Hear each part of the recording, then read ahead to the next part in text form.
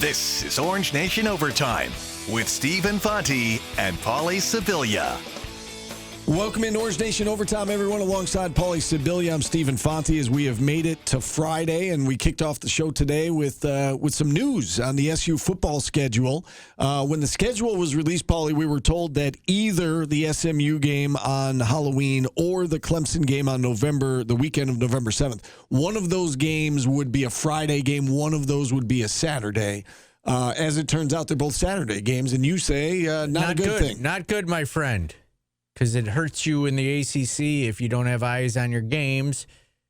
You're paid by viewership. Right. You get more for the more people that watch you. Now, I will say this: if Syracuse ends up being good, yes, there's a chance that SMU and Clemson and Louisville and those kinds of games could be on national TV. You might get like an ESPN time slot or an ABC time slot, depending on how good they are.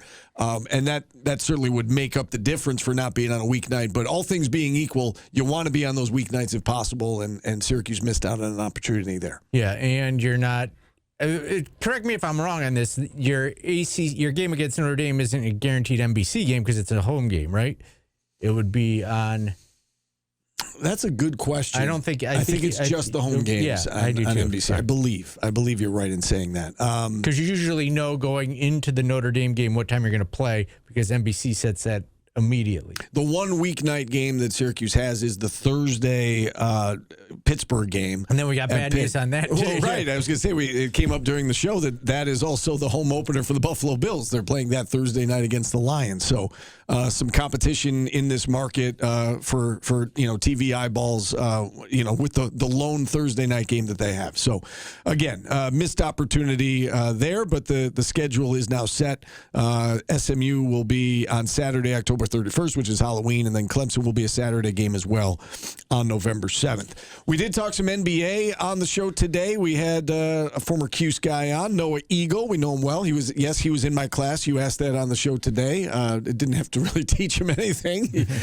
He came to me as pretty much a finished product, but Noah's been calling NBA games for NBC, and we had him on, and we led him off by, Paulie, you asked him for his thoughts on the hiring of Jerry McNamara at Syracuse University. Yeah, excitement. I got to see him in Greenville during the NCAA tournament. It was great to actually just see him for the first time since I graduated, honestly.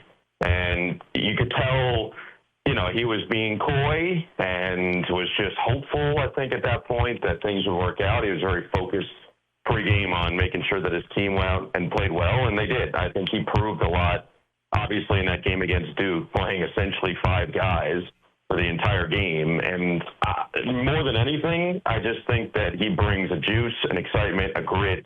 He's going to get maximum level out of his players, both in terms of just their overall vibe and effort, but I think also in terms of maximizing what their potentials are.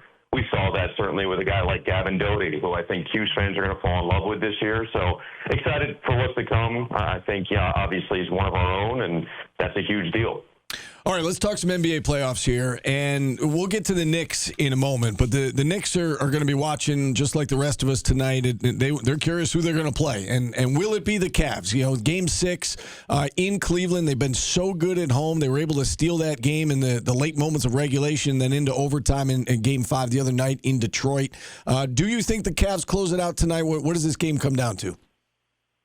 Yeah, I'm definitely curious. I know the rumor was that there's some level of a stomach bug going around that locker room, so certainly could be a real factor on how they play. I think the biggest factor, though, in all of them is how will James Harden look?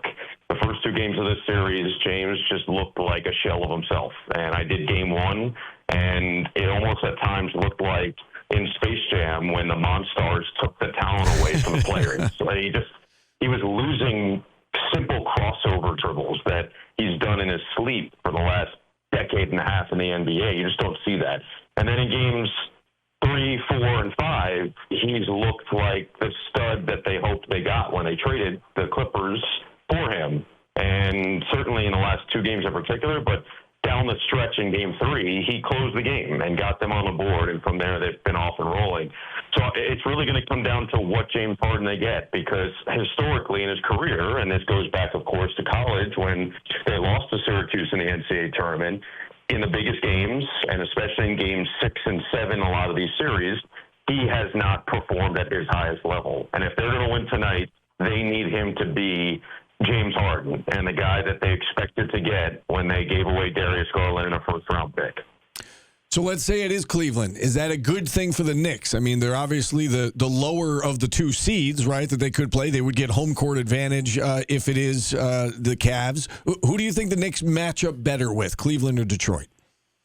Personally, I would say Cleveland. I think that Detroit, it's just the Cade Cunningham factor. I think a lot of people would point to Detroit and say, well, they're not as deep, and the playoffs have exposed some things, but I just think at some point, Jalen Duren, he has not played up to the standard that he set for himself, given the way he played in the regular season. But at some point, there's going to be a matchup for him that is better. And I think the Knicks is a matchup that's just better. The first round against Orlando, physical team, big bodies, Wendell Carter, excellent interior defender. And then you look against this series where you've got the reigning defensive player of the year from last year, Evan Mobley and Jared Allen, these twin towers. When you go to the next series against New York, and I think that Duren has a much better opportunity to be a productive offensive player against Karl Anthony Towns, who struggles with fouls. And so then you flip it and you say, okay, well, how does Cleveland match up? You just feel better about each position. You feel better about the length they can put on Donovan Mitchell. You feel better about how they can neutralize a guy like Evan Mobley by putting Towns out on a perimeter. Jared Allen can get into foul trouble himself, and you bring Mitchell Robinson in, you can dominate the offensive glass.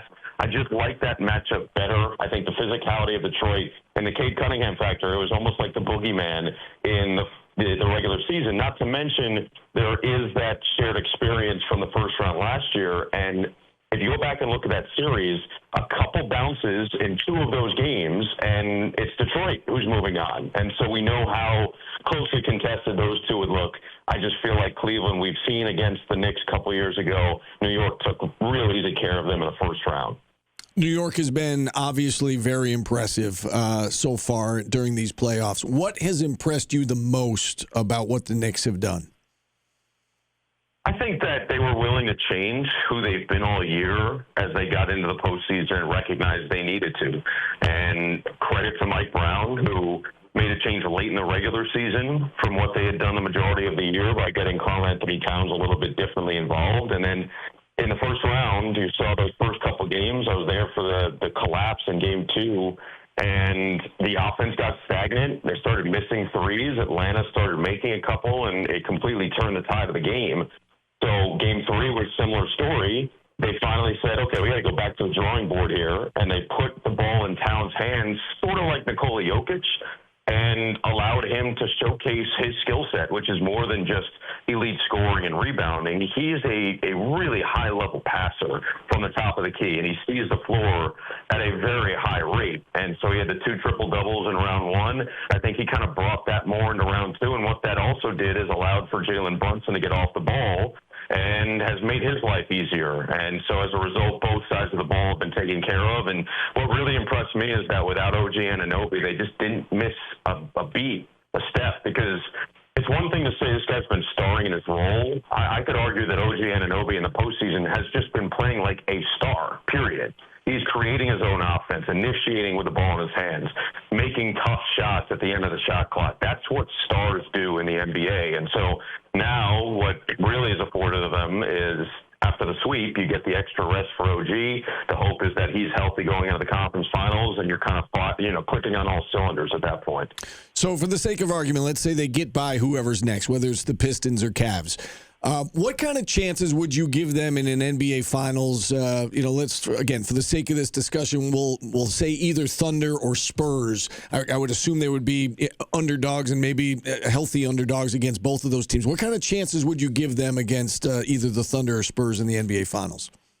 Yeah, I would tell you that's probably a pretty accurate assessment and accurate assumption that I don't think many people would give them much of a chance going into those series. Now, I would point you back to last year's finals where really each round that Indiana played, they were an underdog, maybe outside of the first round. I would have to look back on what the pre-round odds looked like, pre-series odds looked like, but certainly in round 2 against Cleveland, going into that series, everybody said, well, the Cavaliers will take care of business.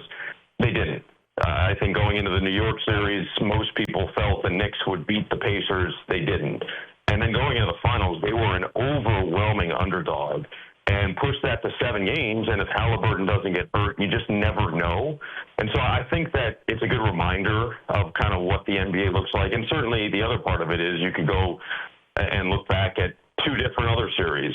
Boston going into the playoffs this year was the overwhelming favorite to win the Eastern Conference, and that doesn't happen. They lose in round 1.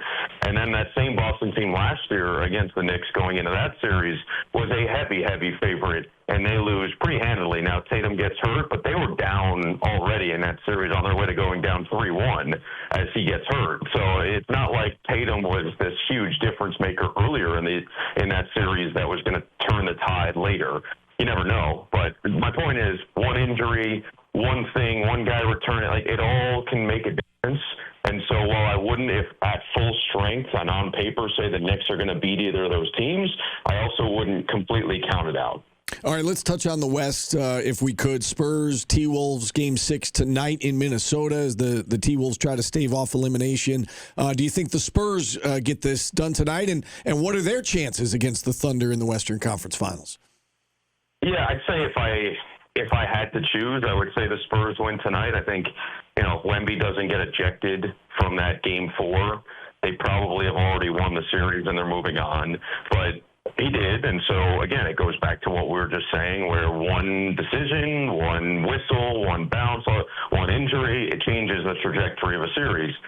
And you really can't count Anthony Edwards entirely out. I think he's proven that now over the last 3 years in the playoffs, where he just makes magic and refuses to lose and finds ways to continue his team season.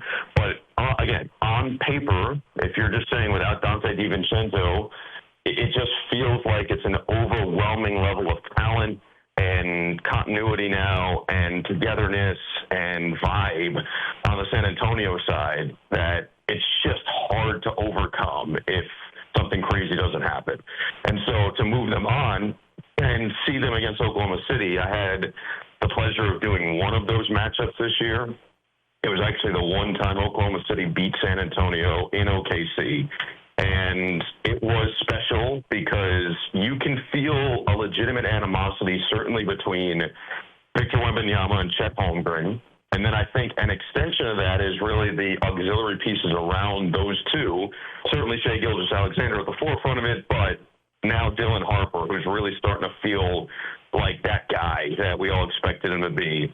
Devin Vassell didn't play in that game. What does he do now that can change things? And we saw when they were fully healthy, San Antonio did have a formula that was successful against OKC. The thing that stands out to me about the Thunder, they're so incredibly deep, but you look at all these other teams that are super deep, and people love to go back to the Bulls when Jordan retired and went and played baseball. They went from 57 wins to 55. The Thunder, even with as deep as they are, would have a much greater fall off. And the reason I say that is when they've had, say, Shai Gilgeous-Alexander play this year, they've been essentially unbeatable. And when he didn't play, they were 8-6. And so when he's in there, I feel really confident that they can win 4 out of 7. But when he's not in there, and if something were to happen to him in the series, that's where I feel like San Antonio is going to be too much to overcome. Have we seen LeBron play his last game? That's something we talked about on the show here the other day about his future. I say he's playing at such a high level. Why wouldn't he come back? But what do you think? Do you think we're going to see LeBron next year? I do. I would say the question is really where. Is it back in L.A.? Does he go to Cleveland and do 1 year where it all started and where he brought a championship back to the city? Is it going to be in Golden State? There's a lot of talks in league circles that something like that could happen.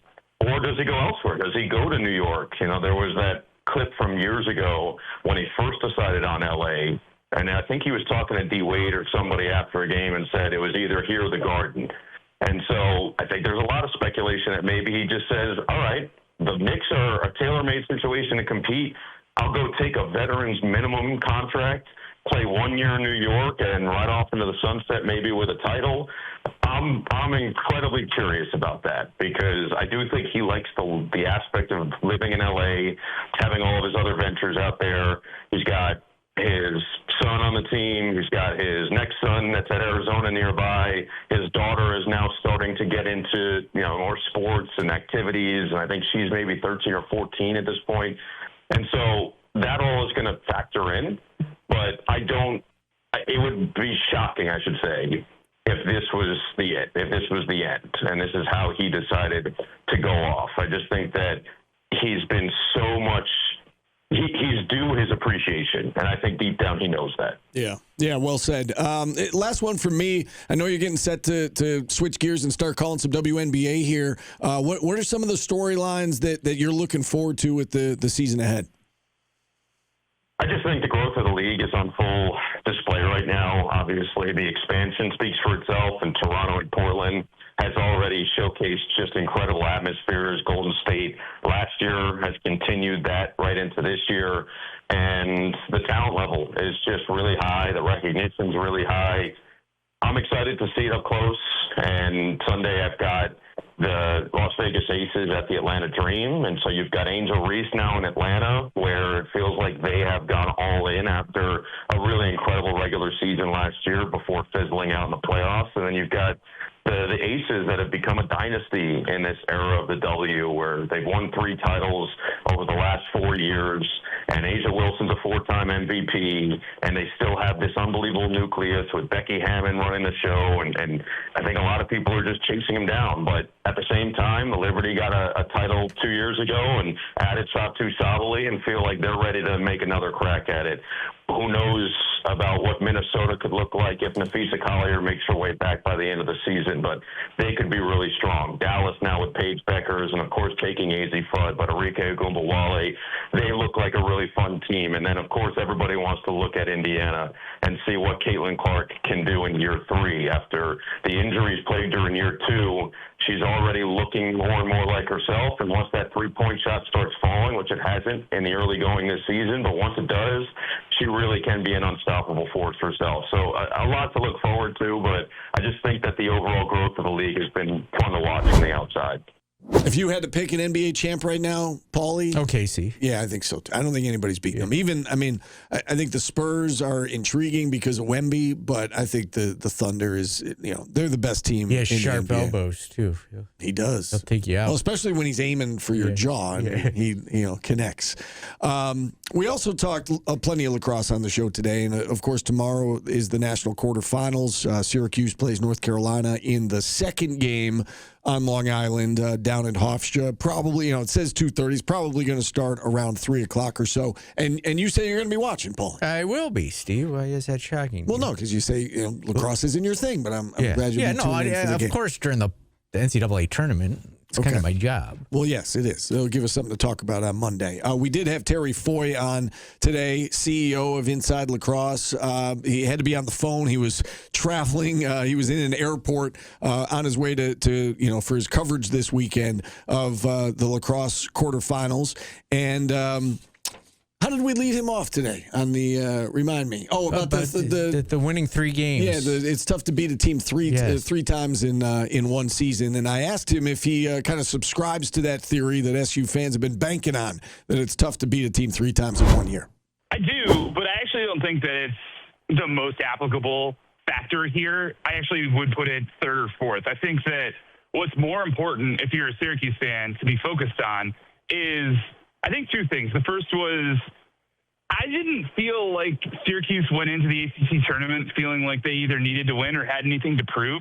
And it's not to question their motivation, but it is to say that I think, relatively speaking, Carolina probably had a little bit more of the motivation edge. And then the more important factor is just a Carolina team without Owen Duffy is much different from a Carolina team with Owen Duffy. And we don't know whether he's going to play. If he does play, I think it's fair to assume he's not going to be at full health.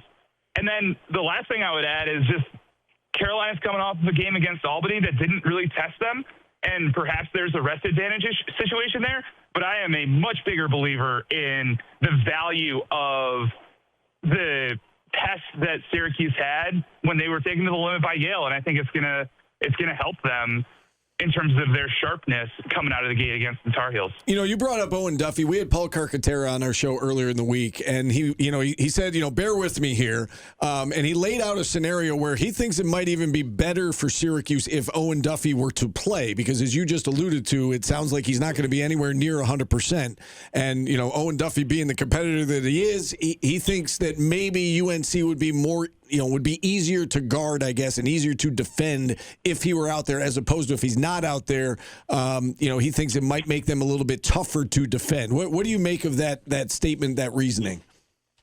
Kevin Brown from Inside Lacrosse just published what has become one of my favorite features annually over the last 15 years, which is our anonymous scouting report, which is effectively you talk to as many assistant coaches whose teams are eliminated from the playoffs but have played and prepared and scouted these opponents. And one of them made that very same argument. It was less about what Carolina is with a limited Duffy, and it was a little bit more about how there are times when the ball can get sticky in his stick. And he saw a team last week that looked a little bit more free-flowing in terms of its ball movement.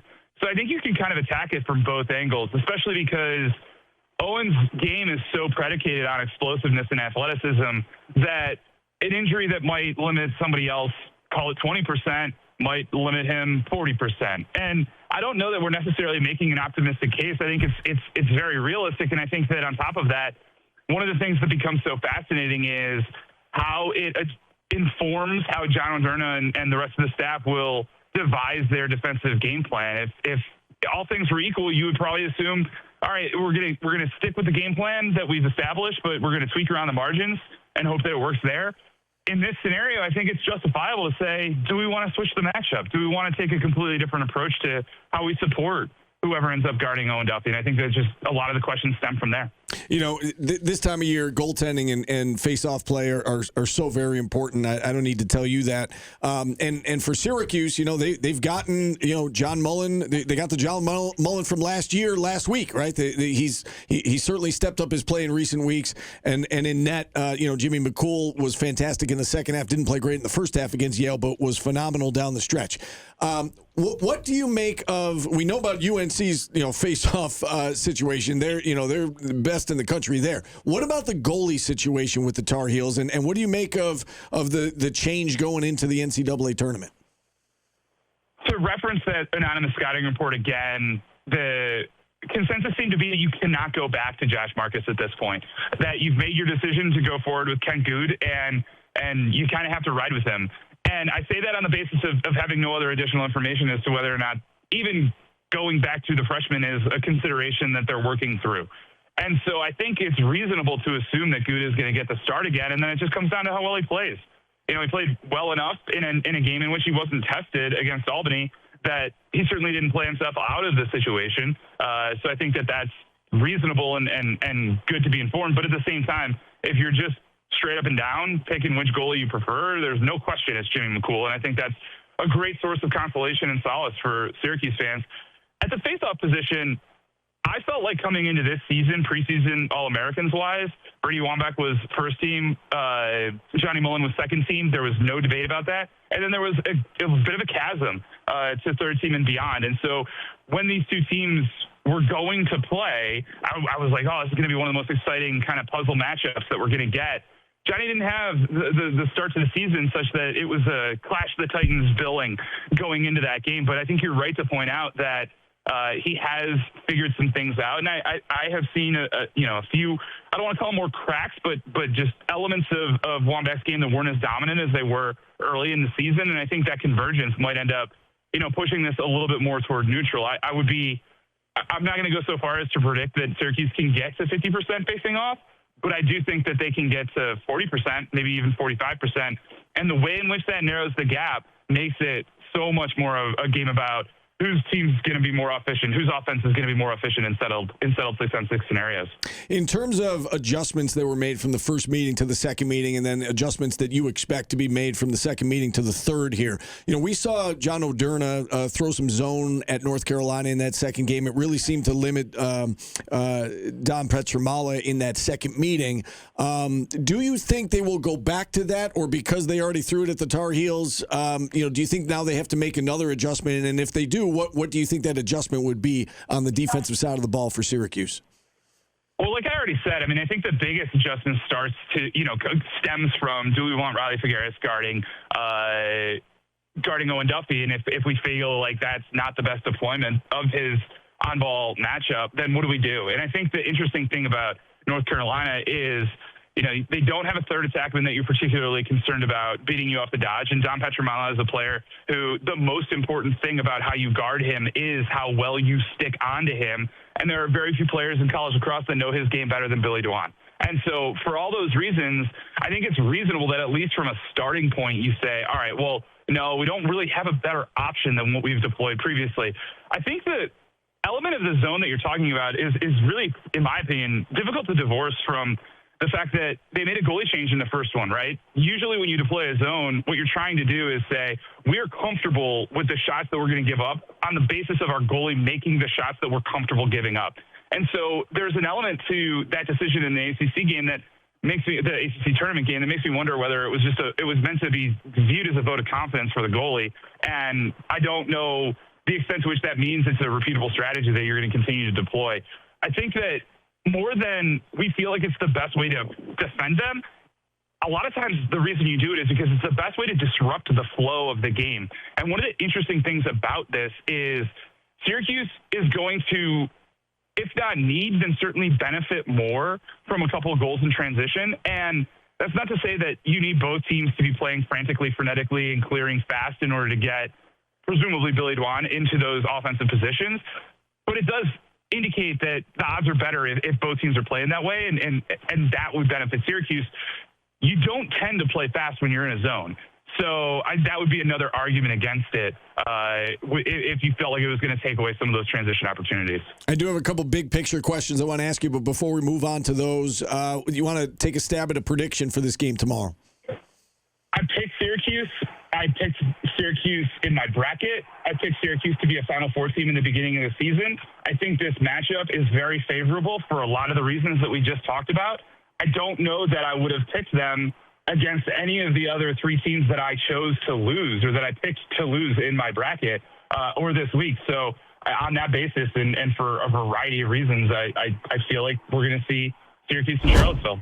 And the more we talk about it, I mean, we've obviously been breaking down this matchup all week long, and I'm talking myself into thinking Syracuse is going to win this game. The more I hear from Paul Carcaterra and Terry Foy and Rick Beardsley, I think Cuse is going to win tomorrow, Paulie. I don't know. We'll see. I don't know. I'm not going to pick against it, but I also, I'm not confident. All right, 50-50. I don't know. I wouldn't say 50-50. I'd go 30-70. North Carolina will win. All right. National Chocolate Chip Day. Steve, you're not a big chocolate guy. I know, but I like a good chocolate chip cookie. Bring flowers to someone day. You didn't bring me flowers today, Steve. I noticed that. I didn't know. I knew that all along. National Pizza Party Day. If you had a pizza party, I'd probably turn it down because I don't want a broccoli with no sauce pizza on it. Don't knock it till you try. Broccoli pineapple pizza? Broccoli, pineapple, and grilled chicken. That's my go-to. That isn't a pizza. What is it? I don't know. It's bread with an arrangement of weird items that don't go together. National Nylon Stocking Day. Okay. Not celebrating that.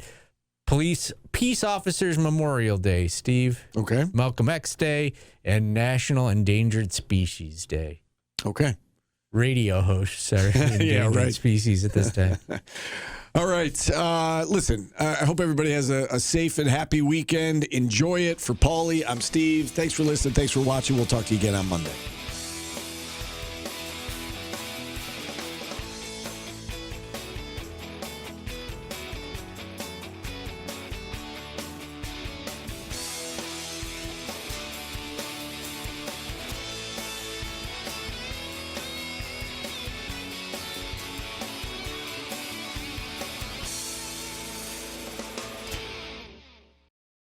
Download the WSYR Plus app on your TV to stream News Channel 9 for free. Just go to your smart TV, search WSYR Plus in the App Store, and download to start streaming today.